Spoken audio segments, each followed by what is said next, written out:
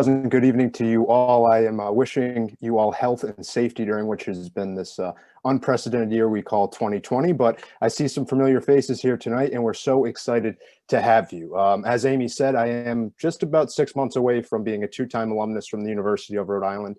It's a very special place for me, as it is for all of us in some way, shape, or form. And today we have two great representations of our university, the women's basketball program and the men's basketball program. As we get our program off the ground here today, please feel free to, again, continue using that chat feature right now. Add in where you're listening from, if applicable. When did you graduate from the University of Rhode Island? And maybe something that you really enjoy or like about the men's or women's basketball programs. With that being said, we do have some trivia questions to start off today. And if you have the right answer, feel free again to send it in the chat. And the first person to get it right will get a prize pack that Amy will send your way. A reminder, because I know a lot of us will know most of these questions, you can only win once. So when we get the winner for one, that'll be the one prize pack you win, so we can get 8 winners throughout the course of the night. We'll start off with question number 1, which is, what year was URI founded? If you know the year that the University of Rhode Island was founded, please feel free to drop it into the chat. And Amy might have to help me out here because I'm getting them all rushing in at once, but she'll be able to monitor who got it right. The correct answer was 1892. So I've seen a couple of those pop in. So we have the winner selected and you'll get a prize pack. Second question, Frederick D. Tutel was hired in 1925 to coach which sport at the University of Rhode Island? Which sport was Fred Tutel hired to coach at URI? I see swimming. Swimming is not the right answer. That's a common one because our pool at URI is in Tutel, but the correct answer is track, which I see has popped up in our comments section as well. So that is the correct answer there. Question number 3, what year did the women's basketball team start playing in Kingston? What year did the women's basketball team start playing in Kingston? You know that one. Haven't seen anybody drop a year in. Close. 1976 is close. Oh, we're getting away from the year. Come back down. We almost had it at 76. 75. So the correct answer has been dropped in the chat. So we have a correct answer there. Last question here for the trivia questions to start off today is, who is considered the legendary voice of the Rams? Who is considered the legendary voice of the Rams? And we got that one too. Looks like Justin might have dropped that one in first. So Jim Norman is the correct answer, the voice of the URI Rams. With that said, that is our trivia to start off tonight. We'll have another trivia section later on. So if you didn't win a prize, you'll have other opportunities to do so tonight. With that said, we have, again, 6 guests here with us tonight. Tammi Reiss, who's the head coach of the women's basketball program. David Cox, who's the head coach of our men's basketball program, and some student athletes as well. From the women's basketball team, it's team captains Marta Vargas and Marie-Paul Fapasi. And then from the men's basketball team, it's Makai and Mikkel Mitchell. With that said, we'll give them an opportunity to introduce themselves and to welcome you in. And Coach Reiss is going to start us off. So Coach Tammi, take it away. Let me unmute myself.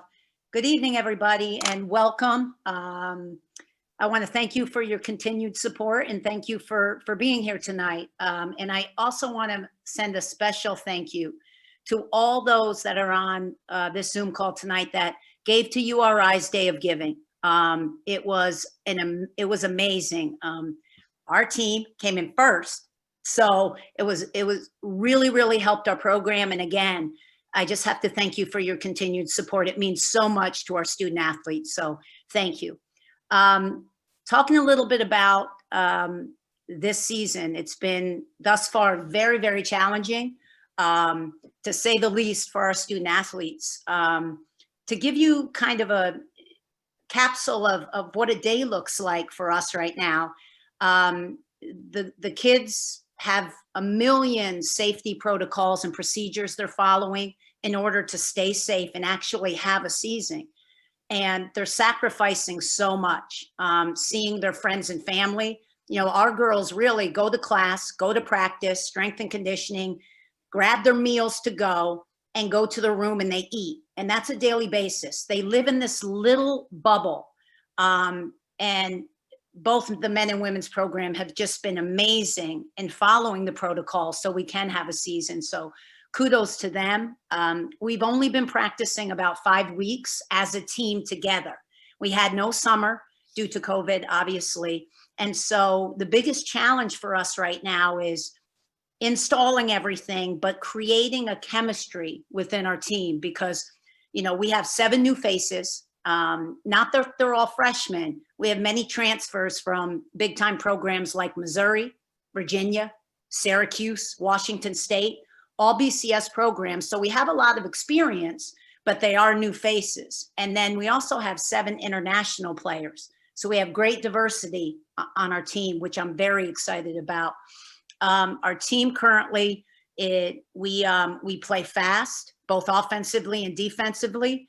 Unlike last year, we are very deep. We are very skilled, talented, and I can go 10 deep. I have 2 units, which, you know, during this challenging time, we're probably going to need all those bodies. And like I said, this crew has been a joy to coach, absolutely a joy.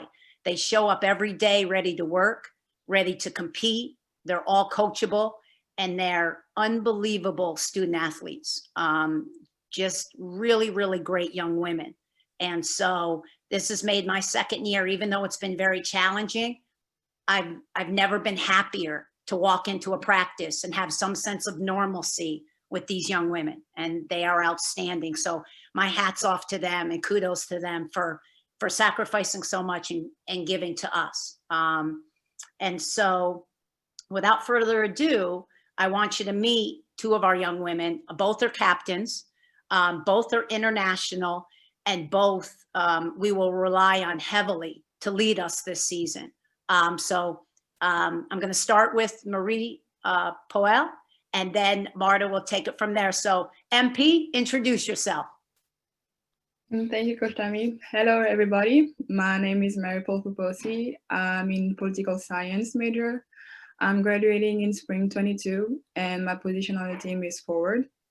Tonight, I want to say thank you first for you guys for supporting us, our programs. It means a lot to us and the coaches.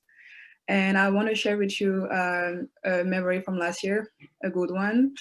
It was a game against St. Joseph. It was a really tight game. And what I remember is that the team never gave up, keep fighting. And we won the game with Erin making the game winner shot that we needed, which make us win the game. And I really like this game because I was really proud of the team because it was a tough year, but we never gave up.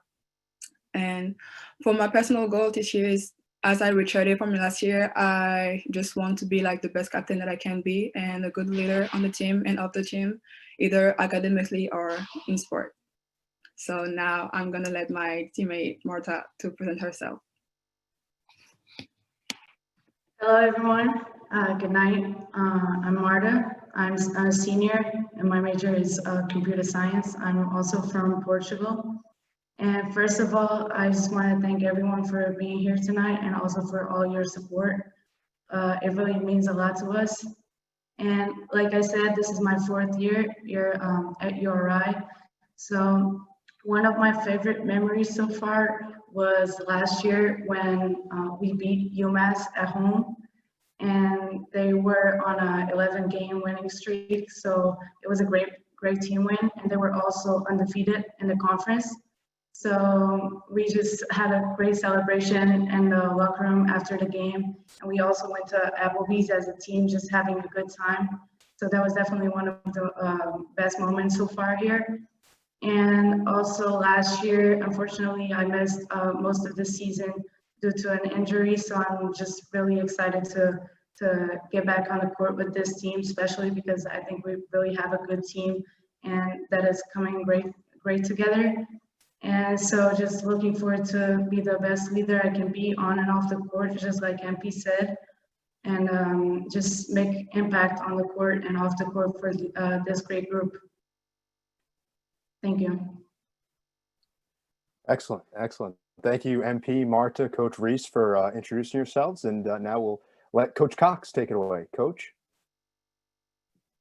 Good evening, everybody. I see a lot of familiar faces. It's been a long time since we've gotten together. Let me first start by echoing Tammy's sentiments. I'm going to thank all of you, first of all, for showing up tonight. This is it's huge for us. This support of both programs has been vital to us. Also, the financial support. You know, Tammi mentioned it the other day. Money just seems to be coming in unexpectedly, you know, in large chunks right now. First, we want to give credit where credit's due. Garrett Waller has done an outstanding job, you know, of securing these funds. And then again, we're just so thankful as a program, as a staff, me and my family. We truly appreciate all of your support. It's like I mentioned, it's been a long 8 months. This program has gone through quite a bit. Obviously, having our season end abruptly last year after securing the third place league finish and a double bye in the tournament, we were really excited about our prospects, particularly the opportunity to face Richmond again. We were looking forward to that. So we had COVID, obviously, and then we had, you know, some civil unrest that's gone on for, you know, the last several months. And then on top of that, I had to deal with the pink elephant in the room, some transfers, you know, and that's a part of this college sports landscape nowadays. So myself and my assistants were able to pivot very quickly and secure what we think is an even better class, not only because of the talent that we secured, but also the experience, the personalities, you know, the basketball IQ. And you guys will you will love what you hear from the twins tonight. They're not only super talented young men, but they've got huge personalities. Where are we at right now? Just to give you a little bit of a synopsis. So I was able to bring, because of the leadership here at the school, I was able to bring the majority of my guys back to campus in June, as early as June, even though we were all kind of facing the pandemic. You know, I was concerned about the protests going on in some of the cities, and I was obviously concerned about the pandemic. So I was able to bring our guys back. So we've been back here together for quite some time. We weren't allowed to work out formally until July. Once July hit, we started working out, you know, formally. We worked out for several weeks before we allowed the guys to go home for a couple of weeks prior to the start of school. Since school has started, you know, this whole protocol thing, we've been getting tested. We've been making sure we've had masks, social distancing, and following all the rules so that we can just get to each day of practice. Like literally, I'm praying when I leave the Ryan Center every day that the guys will do the right thing and that we can have practice the next day. And as of this point, you know, the guys have done an outstanding job, and I'm so grateful and thankful, you know, for them for doing that. And we've got 3-4 more days to go before we're actually heading to Mohegan Sun. So I hope that we can sustain it throughout this weekend and the next few days. We have a lot of new faces. As you saw in the clips, you know, earlier, we've only had 3 returning players from last year who actually logged minutes, that being Fats, Jermaine, and Antoine. We had 2 guys sitting out in Jeremy and DJ. Then we were able to secure the commitments of 5 transfers, 4 of them receiving their waivers. The twins here, Jalen Curry and Malik Martin, receiving their waivers. And then we brought in I think, a really talented freshman class with Ish Leggett, Lawrence Berry, better known as Tress, and Illyri. We've been in the gym faithfully. I mean, literally, we've been in the gym faithfully. That's been our salvation with all that's going on in the world. You know, our guys have kind of lived in the gym with individual workouts, team workouts, film, and so on and so forth. So we feel like we're in a pretty good place right now. We're really excited about, you know, this upcoming season. There have been a number of scheduling challenges. The schedule has changed a number of times. We all know about the one glaring missing, you know, team missing from our this year's schedule. We fought really hard to secure that game, but for reasons unbeknown to me, they bailed. So it's been a challenge. We're heading to Mohegan on Monday. We start our games on Wednesday. We have 4 games in 5 days, which is a very daunting task, unprecedented in college basketball to play 4 games in 5 days. But in order to just secure games, we had to take what we could get. Our guys are excited about the opportunity to just get out there and play. Our first game is against Stephen F. Austin, who finished the season last year at 28-3, the big win over Duke. So we're not kind of easing into this. We're going to throw ourselves right into the fire, but we're really excited. And we're starting to mesh. They're starting to learn terminology. They're starting to learn how to enjoy playing with one another. And I'm really, really excited about Wednesday, about getting out there and playing. I'm going to turn it over now to the two guys who, most of you want to hear from, not me, and that's Mikhail and Makai. I'll give you a little background on these two dudes right here. I've known them. We're both from we're all from the DC area. I've known them. They've had a big basketball reputation probably ever since they were, 10, 11, 12 years old. The first time I saw them play, they were probably, 8th or 9th grade. It's really super talented. They happened to play for an AAU program that I happened to coach. So we had a little bit of a connection. I remember walking to the gym when they were, I think, 9th graders at Bishop McNamara and offering them a scholarship and introducing myself to the mother. I'm not even sure what school I was at the time, to be honest with you, but I knew they were really good and I needed to jump on it early. Their recruitment obviously blew up because they were really good. So we didn't have really a chance to get them here on the first go around. But once the thing at Maryland didn't work itself out, we came together, we talked, we established a relationship, we established some trust, and these guys took a leap of faith, which I'm always grateful for, trusted me, and ended up making the decision to come here. And Rhodey fans, you will love what you see from these guys. I'm just going to pick one right here. I think Makai Stone. I got it, Coach. We'll go with you, Coach. All right. I'm Makai, as he said. I'm a sophomore from University of Maryland. I'm currently undecided right now, but I'm very interested in kinesiology. Overall, we just want to appreciate and welcome everybody for being here and supporting us through this pandemic. It's been hard for us on and off the court, trying to be leaders on the court and off the court by leading others to encouraging others to wear their mask and it's obviously 6 feet away and stuff like that. I'm extremely excited for the season and what's to come for the team. And I'm definitely I'm just definitely excited to be here.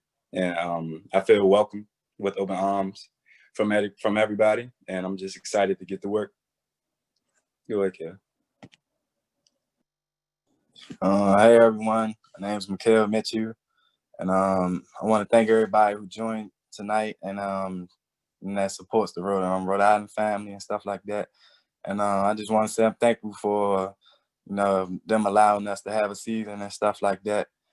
But I'm a sophomore here at Rhode Island University, and I'm still undecided for a major, but I'm really looking into comm or human development and stuff like that. But I play forward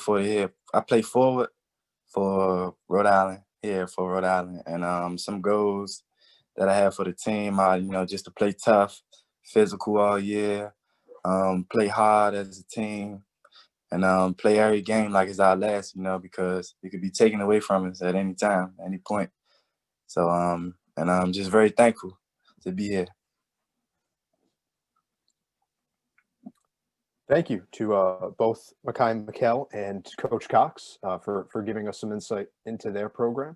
We're going to move into question and answers. So I'll ask some questions to both Coach Reiss, Coach Cox, and to the student athletes. And we'll get to hear a little bit more about a couple of different topics. COVID obviously being one of the bigger ones, but also recruiting, scheduling, the upcoming season goals, just really elaborating off of what they have already addressed. The first question that this is our third one of these, and I've kind of started them all the same way, because I think this is a big topic that Coach Cox in particular had touched upon. But there is a lot going on in our world today, right? And I think we can all define that in our different ways. But it can be broadly mentioned as there's a lot going on. For Coach Reiss or for Coach Cox, how important is a team now more than ever, right? I heard some things in both of your introductions about it's kind of, you get away for a bit when you come out to practice, but how important is the locker room for your student athletes, maybe even for yourselves during this time in particular?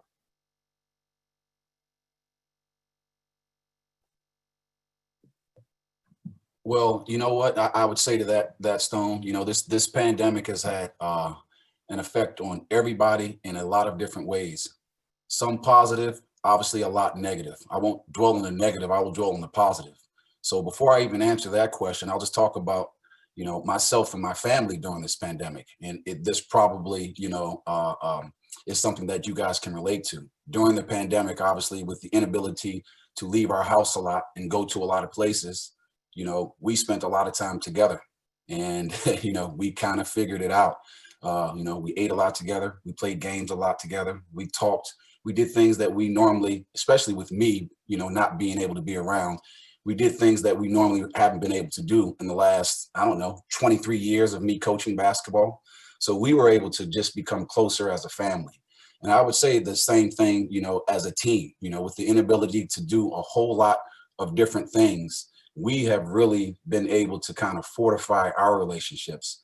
And obviously, as you know, as a team game, when things get tough, you know, you'd rather be like this than like this. So in that regard, that is, I guess, one of the positives that we can take collectively from this pandemic.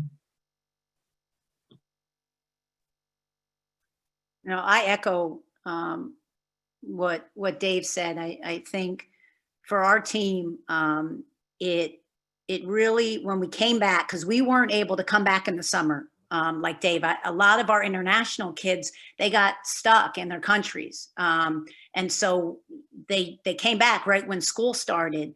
And I think it was a refresher to be able to walk on the court and actually play basketball again. You know, you take it for granted. And we tell our athletes all the time, you're one injury away.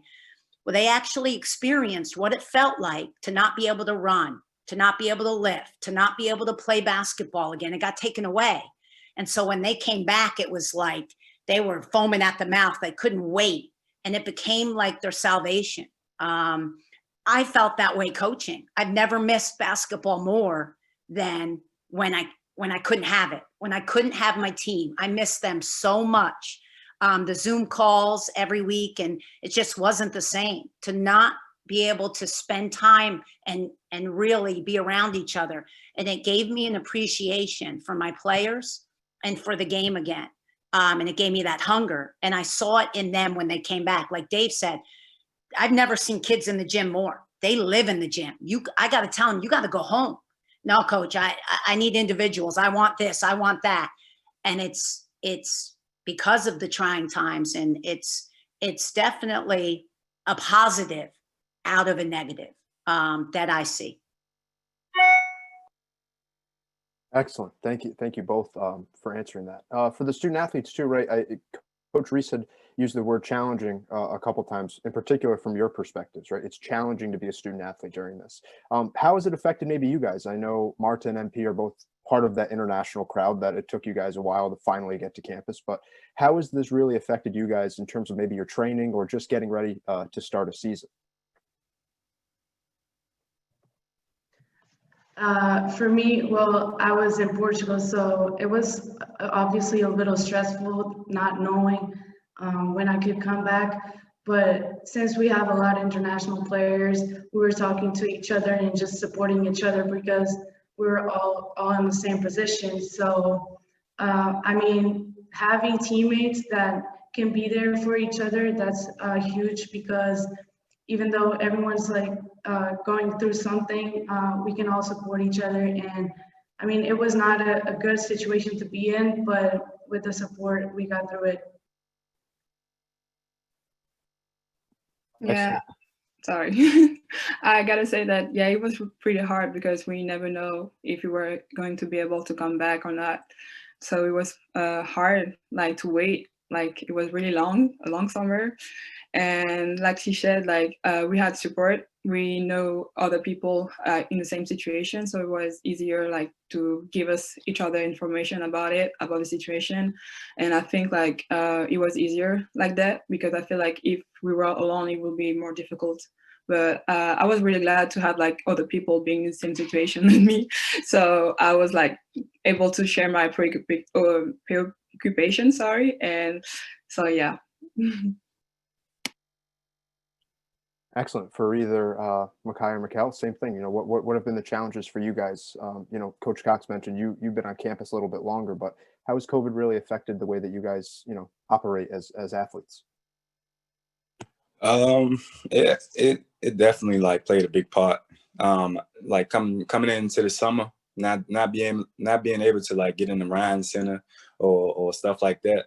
It was just hard because we was going to other places to work out. We was outside, but unlike the girls, we was here, so we kind of like gelled and like made the best out of the situation by like using the outside courts behind Brookside where we was staying at, and just trying to stay in the gym as much as possible.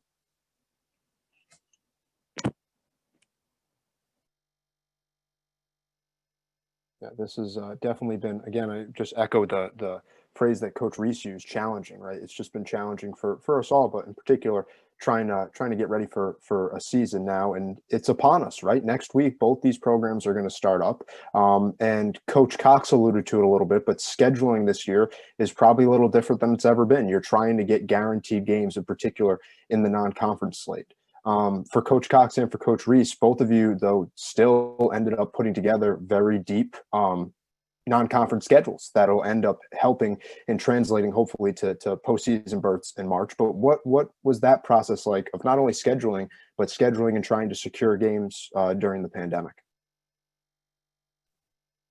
Well, I'll take this one first. I have to give credit to my associate head coach, Agni Amadou. He's in charge of scheduling, and it is an ever fluid, every hour it's changing. And so we've changed it every day for the past 3 months, but we finally got it finalized, and then someone just canceled. So we open up Saturday, November 28th against Providence. We are playing them. Sorry, Dave. At home at the Ryan Center at 1 o'clock. So that's our home opener against Prov. And then we have a very challenging non-conference. We go away to Penn State in the Big Ten. We go away to Rutgers, who's very, very good. And then we have another home game. We did have a game with Hartford and Maine at home, but Hartford had to back out due to COVID. And so we finish up with Maine before we start our first ever 18-game A10 conference slate. So we added 2 games in conference to make up for the challenging non-conference schedule. But it again, you got to be on your toes. And I tell our team this all the time. You got to stay positive and you got to stay fluid. We all knew what this season was going to be like. And so you got to roll with the punches. And I just thank God we have some games. And I'm like Dave, I cross my fingers every day that our team, the team we're going to play, and the officials can all show up with negative tests and we can actually have a game. And so every day you're stepping on eggshells and you're just praying that, we all test negative and we can put these student athletes in a safe and healthy environment. Yeah, Stone, I'm a little bit hesitant to, congratulate us on this schedule that we put together, because at any minute it could fold.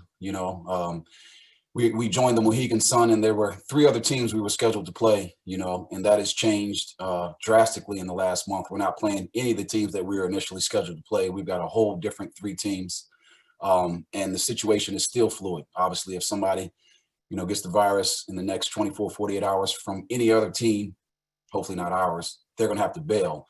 So it's been awfully challenging. And then, the real difficulty is in all honesty is this: we are a mid-major program, but we don't necessarily, we haven't necessarily played like a mid-major program in the last several years, meaning we've won some conference championships. We've been to the NCAA tournament and won games in the tournament, and we've won some really big games in our non-conference schedule over the last few years. And what happens then is that, sometimes, the Power 5 schools tend to not want to take the chance and play us. And then you compile that with the issue of the pandemic this year and all of the financial constraints put on universities. So now you have some of the lower level schools who could formally pay their way to get here. They don't have the money to get here. And we can't pay them now because we don't necessarily have the money to buy those games. And we typically buy a few games every year. So it's just put us in a major conundrum. We are happy with what we have on paper. We've always had the mentality that we will play anybody, literally anybody. That's why these guys came here, to be perfectly honest with you. They want to play the best of the best. They want to play for championships, or at least put themselves in position to make it to the NCAA tournament. So on paper, we do have a really good non-conference, and obviously we all know that our conference is going to be even better this year than it was last year. So, you know, we're excited about it. But again, I'm a little bit hesitant, you know, because we're not quite there yet. Excellent, excellent. We're going to transition to some questions that you all have submitted. I know that there was a prompt to submit some questions that you might want to hear from, and there was a couple of people that wanted to hear about practices in particular, right? How have practices been going? Maybe for the student athletes, we haven't heard second time yet from Mikkel. Mikkel, what has practices been like for you guys on the men's side so far? Practice has been good. You know, we still coming along and stuff, and like focusing and stuff like that. You know, we treat practice like it's, you know, still the last one, could be the last one, you know, because and we can get shut down at any time, you know, you never know. So you know, when we in practice, you know, we just listen and stuff like that, and just make sure we stay locked in and focused and stuff like that whenever coach talking or applying like information and stuff like that. You know, because it could be important and it can carry over to the game and stuff like that. So, you know, we always locked in, and it's been competitive. You know, men we get competitive and stuff like that. But you know, that don't stop us. We still at the end of the day a team and stuff like that, and we out there playing for one another. That's really good to hear. Maybe for MP too. I know this is something that Coach Reiss stresses. You know, high intensity, right? Practice is a big time situation for you guys too. What are practices like for you guys? Practices are doing good. Like we have many new players, so we just like right now learning like to play with each other. We came every day like to compete. To communicate because it's important, and like we said, empty the tank every day. I know Coach Tammi always asking us to empty the tank each and every day, and never like holding back any effort. Like give it for the team, being there for each other, for every teammate, because sometimes it can be hard for the new players. So we just like being here, showing up every day, give our best effort, and work hard. Yeah, you mentioned something that I've seen a lot on social media lately, and that's empty the tank.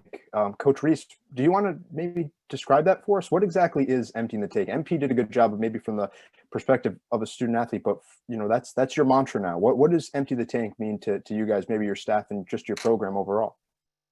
Well, I think, you know, in a special situation this year, when you don't have a lot of time to prepare, things are ever changing. Like Dave, he probably was going to prepare for a team when he goes up to the Mohegan, and something may happen. He may not even, they have a scout, he may not even play that team. So now he's got to play a new team with no scouting report, and you just show up and you play the game. So I told my team this year, out of all the years, when you don't have a lot of preparation time and everything's changing, there are certain intangibles that you must have to win. And the teams that show up and are ready to compete, they'll go through a brick wall. And they get hit and they get up again, and they get hit, and I call it the Rocky or the Rudy syndrome. And I tell my players, those are the teams that are going to win. And so every day you show up at practice, I want you to know what it feels like to empty the tank. Means you got nothing left. Coach, I'm digging deep. I got to find it somewhere. So when we leave every day, like the twin said, it may be our last day. Did you empty your tank? Did you give us everything you had, and your teammates, everything you had? That's what we're about. And those are the teams that are going to win this year, that persevere, they're resilient, and they show up every day and they empty that tank. Coach, sign me up, please. I'd like to play for you. No, I see you in practice, Dave. I know what you're about. Dave, don't let Dave fool you. He's the same thing, man. High motivator that demands the best from his guys. I sit in there and I watch his practice, and I learn so much from him because he's such a high intensity guy. He runs every drill. He's got more intensity and more energy than his players, and he's zipping around, and that's his expectation. So I know the guys are ready because I watch him every day, and I know they empty the tank every day. That's great. For Coach Cox, what you know, when you hear something like that, right, that you know, your energy, right, what does that say about your culture, the program of you know, the culture of your program, your team? What does that say about you guys? Well, I was never as talented as any of these basketball players, to be honest with you. So I had to learn the game. So I'm just trying to give them my knowledge. But I also know how important it is to, lead by example. If I come out there and I'm coaching in a monotone voice, or I'm whispering, or if my energy is low, they're going to reflect that. Tammy knows, you know what I mean? So I've got to go out there each and every day. I got to take a deep breath before practice, try to get something to eat, and then go out there for 2 hours and give them my all so that it can be reciprocated. As Tammy said, especially this year with the fluctuating schedules, with the scouts and all that stuff just, kind of thrown out the window. If we can play harder than the other team and play together, we'll have a chance every game to win, like every chance, because I think we have enough talent, and I think we have, good enough coaching, but we've got to play harder, so every day, we're addressing that, we're working on that. And I think our guys are responding pretty well. Awesome. With that said, we're going to get back to question and answers in just a second. We're going to stop real quick and ask a couple more trivia questions. So if you know, again, the answer to the question, feel free to drop it in the chat, and Amy's going to monitor it, and we'll see who gets the correct answer first, and she'll be in touch with you to get your contact information, and we'll get your prize pack as well. So question one of our halftime here is, how many times has the men's basketball team made it to the NCAA tournament? How many times has our URI men's basketball team made it to the NCAA tournament? Seen a couple answers. Don't have the right one yet. And there it is. The right one just popped in. I saw it. 10. Men's team has been to the NCAA tournament 10 times in program history. Which team currently has the most international student athletes?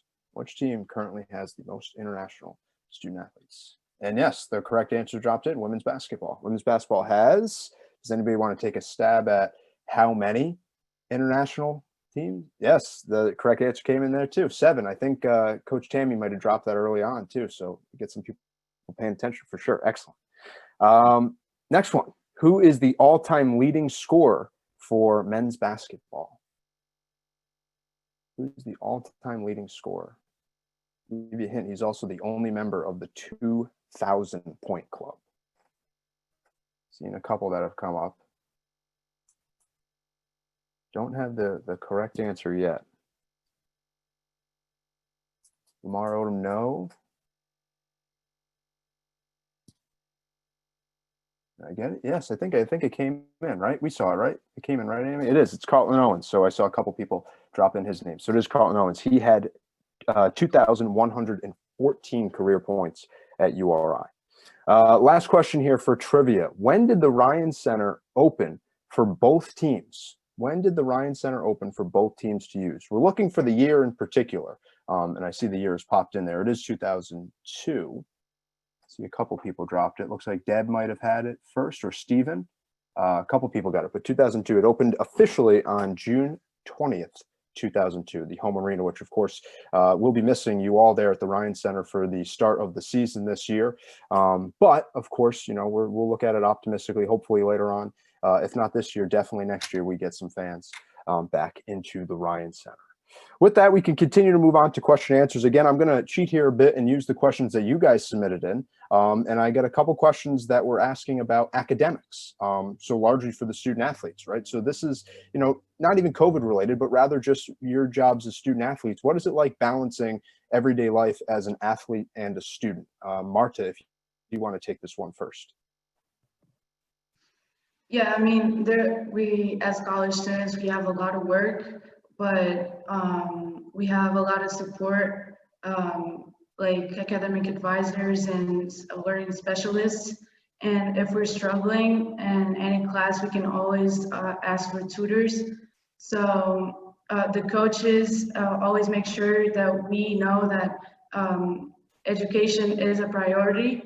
So whatever help we need, we're gonna get it, and that's just makes it easier for us. Yeah. Awesome. Makai, what about for you guys, for the men's basketball team? Give us some insight on being a student. It's overall, good. Coach let us know, we have to build a routine around basketball and education. So like when we finish with practice, we can't just sit around and stuff like that. We have to go see our learning specialist or do some work of our own on our own time. We can't forget education is extremely important, and it plays a big role like after college. So just having that education on and off the court. It's overall, I mean, it's been overall good. Like I'm just speaking for me right now. I think I've been doing a good job. I've been getting with learning specialists, and they've been helping me extremely, and I've just been doing good. Excellent. Excellent. Yeah, there was a couple questions we got about these the student athletes kind of balancing school and basketball. Another big topic that I noticed a lot of you wanted to hear about was recruiting, and I think that is a big topic because we hear, you know, oh, so and so is being recruited by URI, or this commit has finally, you know, signed his letter of intent or her letter of intent to play at the University of Rhode Island. But I don't know if we quite understand the recruiting process. So maybe for Coach Reiss first, could you describe to us that recruiting process, and maybe for you in particular too, what it's like to recruit international players? Well, for us, the recruiting process, it starts very early. I like to identify kids we're interested in at a very, very young age and try to build that relationship early. I like to know everything there is about that young lady to see if they fit our culture. It doesn't even start with the basketball. A lot of times, you know, I'll see the intangible. She's great condition. She works hard. She's coachable. She's my type of kid, energy wise. She's got a motor. But then it takes years to establish a great relationship with the family, with the mom. I want to know what makes that kid tick. I want to know how they are in school, the relationship, how they treat their parents. A lot like what Dave said when he saw the twins at a very young age and getting in at a young age with the family. And then there's always years later, it's funny how things go around. They end up coming back to you because they remember that special relationship that you built with them. So we start early. We build great. It's all about relationships with me and trust. And then for us right now, being at URI, instead of trying to compete with a first-year head coach with a program that has not really won or been successful, it's hard to get in the door, right? It's hard to knock down doors and get kids to come to your school when there's a million other schools recruiting them. But overseas, when you have an in and you have athletes like MP and Marta and Manu and Habby, and you have these great players that we kind of have a pipeline to, they trust you and they come. And there's not really a battle. I don't have to beat 50 million schools out for that one kid. And a lot of times the overseas talent, they have a lot of the intangibles I look for. They love education. Their family loves education and academics. They love the game. They eat, breathe, and sleep the game. They appreciate. They're never entitled. And so I love their characteristics. And so we happen to have a great pipeline internationally, again, because of my associate head coach in France. So you see our roster full of French talent. And so that's kind of, and it's years in the making. You start 8th, 9th grade, and you go all the way through the process. And then hopefully November of their senior year, they're committing to you. But it is a long years of relationshiping, not just with their family and the student athlete, but their club coaches, their high school coaches, their trainers, their uncles, their grandmas. For me, it's all about relationships and once you make that promise to a kid, taking care of that kid and giving them what you promised. And so I'm big on that. That's how I recruit. Coach Cox, for you this offseason, largely, you know, you talked about it too, but transfer recruiting was big this offseason for you. What does your recruiting process look like, and maybe also specifically trying to get transfers to come to the University of Rhode Island? Well, it's a little bit different than it's transpired in the last 8 or 9 months. So prior to the pandemic, What we would normally do here is we would try to identify sophomores or juniors who fit our culture, talent-wise, character-wise, academics, you know, family, all of those things. We wouldn't start too early because, you know, sometimes you get caught up in wasting time, and that's the last thing you can do here. And not to mention, we recruit fringe Power 5 players for the most part coming out of high school. So those guys are going to get Power 5 attention. And if you spent 2 years, 3 years, you know, recruiting some kid, and then all of a sudden, boom, they get that big time offer and they go, you've wasted so much time. So we usually wait a little bit, and then we hit them hard the spring of their junior year, hard over the summer, hard in the fall to try to get that commitment by November. That's in non-pandemic times. You know, with this pandemic and our inability to get out there and go out there and recruit personally, we've had to use the Zoom. For the most part, though, we're relationship-based staff. I mean, all of our guys will jump on the Zooms. All of our guys will recruit, you know, one particular player. You know, everybody kind of jumps in. We try to establish relationships with the player, the family members, you know, the high school coaches, the AAU coaches, all of the people involved. And it also, gathering information is very important to make sure that they fit our culture. But the relationship piece is very important. You know, just in thinking about the twins, you know, they had obviously opportunities to go anywhere they wanted to go in the country. But they remembered me. One, they didn't know me well, but they remembered me. And then when we, you know, began to kind of talk, you know, we found out that we knew a lot of, you know, there were a lot of familiarities, whether places we grew up or places we visited or people we knew. And then we began to talk about, you know, our visions for the program, for individuals. So we've really tried to establish a relationship as best we could over Zoom. And, you know, they ended up taking a leap of faith, and we've been somewhat successful with that. I think because I've hired a quality staff of good people. You know, I mean, they're good coaches, but they're also really good people. That's great. That's great. Again, a great insight into the recruiting process for both programs. For the student athletes, this is a question that I think both coaches kind of addressed earlier, but, you know, for Makai or Michaela, who are kind of newer here, for MP, who still hasn't dressed yet for URI, you sat out last year. Marta, you've been here, right? But you guys all kind of represent a different background and whatnot. But how are you guys been ingrained in the culture of your programs, right? How would you describe for the gentlemen, the way that men's basketball operates, and for Marta and MP, the way that women's basketball operates? If Makai wants to start first, that'll be good. The culture is definitely different here. I definitely like it. More as like a family, like nobody else is, or the outsiders or anything like that is involved. So I think it's been like very family oriented. What else did you say? What else did you ask? Just about you're going in the right direction. Just about the culture of the program. Oh, okay. So yeah, I've been around, like, just the culture on campus is good too. I've met a couple people riding around on golf carts and encouraging everybody to wear their mask and stay distance apart. They even came up to me and my brother and just introduced themselves, and I introduced myself, and I just felt that, like, that was good. Like, you don't get that at a lot of places. Mikhail, do you want to follow on that? Yeah, I follow.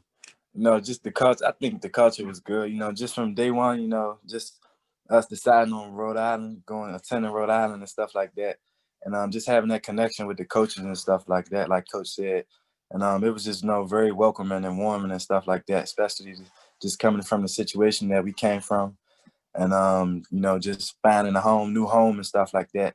And Coach Cox and his staff was very welcoming and stuff like that. And but the culture on campus, you know, I mean, it's COVID and stuff like that, so you didn't really get to go out and stuff like that and really experience and, like, you know, like, live a full-on college life and stuff like that. So, you know, I mean, it's very welcoming, you know, stuff like that. You know, on Instagram and all the fans and stuff just wanted us to do well and stuff like that. So that's what we open and stuff like that. Like, we open. So yeah. That's awesome. Thank you for that. For MP, same thing. How would you describe the culture of the URI women's basketball program? I transferred from Syracuse, so I knew Coach Tammi now, like it's been like 4 years now.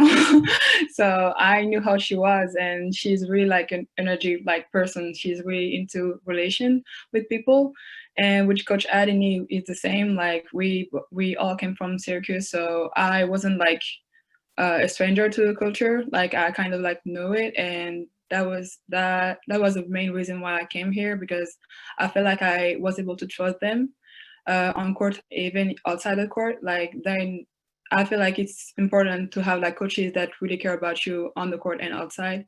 And I really felt that with Coach Tammi and Coach Adini. So it's kind of like a motivation, you know, when you know that someone like you means like you matter for someone, like you just want to give, and like I don't know, I'm just like glad to be here, and I just feel like it's kind of like family here. So I'm really glad. Marta, you're a little bit different. You didn't transfer here. You've been here now in your 4th year, but what is the culture like for your program? Yeah, so like you said, this is my 4th year, and as you know, this is the 2nd year that Coach Reiss is here. So I've been a part of 2 different, programs, kind of. So like last year, we took pretty much the year to lay the foundation of our culture, and just how important the relationships are, and what Coach Tammi would like to our culture be. Like MP said, energy, relationships is very important. So, and also understanding how the importance of our work. And right now, we all know we're all willing to work hard. And yeah, so it's just a great culture, great relationships between players and players and players and coaches. So yeah, it's a great place to be in. That's great. That's great. Thank you all for sharing your answers. Oh, I paid them to say that. No, I'm just playing. You're sweet. They're both very, very sweet. That's funny. This is the last question that we have, and I'll propose it both for Coach Cox and for Coach Reiss. But there's a lot of people that are wondering too, what should we expect from your team this year? So not necessarily compared to anything, you know, last year, not compared to last year, any of the other teams that you've coached, but what should we expect when we see the women's basketball team take the court against Providence on Saturday, or a week from tomorrow, rather? And for Coach Cox, next week when you guys are in the midst of playing 4 games in 5 days, what should we expect? Coach Cox, if you want to take that one first. I think that you will be able to feel this team's energy through the TV screen. I think these guys are chomping at the bit to play. I think they're all extremely competitive. It's a talented roster. They know what they're going to need to do to stay on the floor and to also help us win. So, I mean, you're going to see, you know, you're going to feel the energy. You're going to see a lot of competitiveness. And obviously, we're going to play the way we've always played, you know, in attack mode on both ends of the floor, particularly the defensive end. Hopefully you see us, you know, sharing the ball the way the ball should be shared. You know, we plan on winning. I mean, you know, that's the ultimate goal. And obviously you can't necessarily win every game, but you can learn something from every game, even the losses. So hopefully as the year progresses, you will see continued growth and development, as we've shown in the past, individually and as a team. And by the end of this season, you know, we should put ourselves in a position to win a conference championship and to make it to the NCAA tournament. And for Coach Tammi? You'll definitely see energy and enthusiasm that we play with. One thing that you'll be pleasantly surprised with is the skill level of many of these players. They are very, very talented, very skilled. So we'll be very deep, and you may see 10 kids play. Where last year I was bridled a little bit with a 7 or 6 man rotation a lot of times. You'll also see a different style of play. Obviously, we had some talent in Jorgensen and Davida Dale last year, and primarily Aaron Jones. I put the ball in their hands to score. Now we're running a much open system, attack mode offensively, We're going to play fast, and we're running a motion system, less play calling, and I'm letting these skilled players play together, letting them make decisions and play the game of basketball. And then defensively, we're going to play man, and we're going to get in your face now. No more pack line. And so it's fast and it's fun. And I think they're enjoying it. So like Dave said, the goal is to get better every time we take the court. Obviously, with no exhibition games, no scrimmages, that's what you're kind of creating that chemistry, cohesiveness. And as you go into the season, we'll get better and better. But this team's goals are a lot different than last year's. When I gave them the goal sheets and I got them back last year, it was, win more games than we did last year, have a better culture, get better grades. This year, the process and the foundation has been laid. I got everyone back, and it was the same 3 goals. Win an A-10 regular season championship, win an A-10 tournament championship, and get to the NCAAs and win a game. That was every kid on the team, as well as the coaches. So when I looked at it, we have an expectation now. The process is over, and now we want to win. And so we have players that can do that. So really, really excited. Excellent. Thank you so much again for your answers there. We will hear once more from Coach Cox and Coach Reiss before we sign off today, but thank you to the student athletes for answering today as well. With that said, I want to hand it over to Garrett Waller, who has a couple words for you. So Garrett, you can take it away. Thanks, Stone. Good evening, everyone. Thank you so much for joining us. My name's Garrett Waller. I'm the Associate Athletic Director for Development here at URI. It's so great to see all of you. I know we haven't been able to get together because of everything that's happened, but I would like to say I see my travel partner from Dayton out there, Lucas Levy. Great to see you, Lucas. Gary Kohlberg, it's great to see you. I know you relocated to North Carolina. We miss you up here in Rhode Island. And of course, out in Arizona, Monica Garnes, thank you so much for all you do for our women's program. So I see all of you. It's great. Too bad I can't say hi to all of you, but thank you again for joining us tonight. We haven't been able to watch our student athletes participate in anything in a long time now, about 8 months. And but what's been truly remarkable is the support from all of you. Over the past 8 months, you guys have been incredible. First, I would like to thank all of you for your support for our annual Day of Giving. The day was an unprecedented success for the university, as we were able to raise over $1.2 million and over 2,600 gifts all across the university. Athletics actually raised $345,000 on over 1,300 gifts. Nearly half the gifts that came in that day supported our student athletes, coaches, and programs. That is a testament to all of you, and thank you for all you continue to do for URI. As I hope many of you are aware, the university is in the middle of a comprehensive capital campaign that supports all parts of the universities, including athletics. The campaign goal is $250 million, and we're excited to announce that we are already raised over $180 million. It's an amazing, amazing feat that we're trying to accomplish right now. Athletics is playing a major role in that campaign, as we are currently in the process of soliciting gifts for the renovation of the West Gymnasium in the Tutel Athletic Complex into a dedicated basketball practice facility. This will benefit our programs immensely. It'll give us the opportunity to continue to grow, and shows the true commitment of the university to both our basketball programs. We're happy to say at this point that we're about halfway to our goal, as we've secured about $4 million in gifts and pledges. While normally we'd be cheering our teams on in the Ryan Center, that won't be capable of doing that probably until some point in January, if at all. But we will keep you updated with everything we learn as the plans unfold to whether we can allow fans back in the stands. Please don't hesitate to call me or anybody in the athletic development office if you guys have any questions. We'll talk about your support. We greatly appreciate everything you do for us.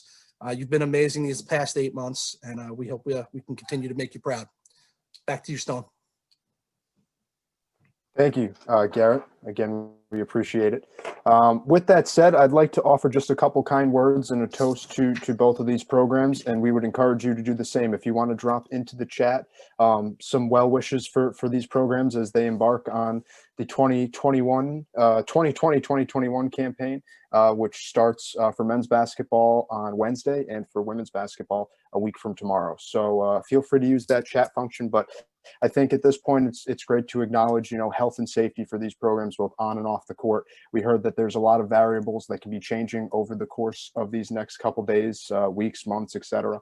But to the health and safety of all of the student athletes, both these programs, and let's hope that it ends this season with Atlantic 10 titles for both of these programs. With that said, I certainly appreciate you coming in today. I'm going to kick it over to Coach Tammi and Coach Cox, who can end our program with a couple words for you guys before we head out. Coach Reiss, if you want to start. Again, I want to thank everyone on the call tonight for their continued support. Obviously, it's been challenging times, but you never waver. You're always there for Rhode Island. And I didn't go to school here, but I feel the passion when I first arrived here and the love for Keeney Blue. I definitely feel it. And so thank you. I want to thank my team, the men's team. And most importantly, I don't get enough time to do this. And I want to thank our administration, who they're up at the crack of dawn and they go right through midnight trying to find ways for our student athletes to participate safely. And I know the work they're doing on a constant basis, everyone from the athletic training room to strength and conditioning to, Thor Bjorn, our athletic director, who it's just such a battle. And I know Dave feels the same way. We appreciate you so much for working so hard to try to give us a season in a safe manner. And that's from the bottom of my heart. Again, I just want to thank everyone for your continued support. And I look forward for you to see our team and putting the best product on the floor that makes you proud to be a Rhodey fan. So go Rhodey. Yeah, let me echo those sentiments by first starting off thanking all of you for your continued support of both of our programs and of our student athletes. We talk about this as a team a lot. We talk about the true test of a man, because I've got young men and I'm trying to get them to be, men at some point. We talk about the true test of a man being not adversity, but how you respond to adversity. There's going to be adversity in life. It's how you respond to it. And in this particular case, it's also the true test of a community. We're in adverse times, and this community has shown us nothing but love and support, and it means the world to us. So, I'd like to applaud you guys. I'd like to thank you guys for all of your support. The chat, I'm just reading the chat here, I really appreciate, all of your sentiments. And we're going to go out there this year and we're going to, just like we have in the past, represent this university and this state to the highest level possible. I know our guys are excited. Our staff is excited. And I hope you guys tune in because even though you can't make it to the Ryan Center, we'll have a lot of games, on TV and live stream. So please show your support of both programs throughout the rest of this season. And thank you guys so much. Thank you again, both to Coach Reiss, Coach Cox, Marta, MP, Makai, and Mikhail for joining us today. And again, continuing to wish you all health and safety during, unprecedented times. But this concludes our program tonight, and hopefully sooner rather than later, we get to see you all in Kingston. With that said, have a great night, everybody. Stay safe.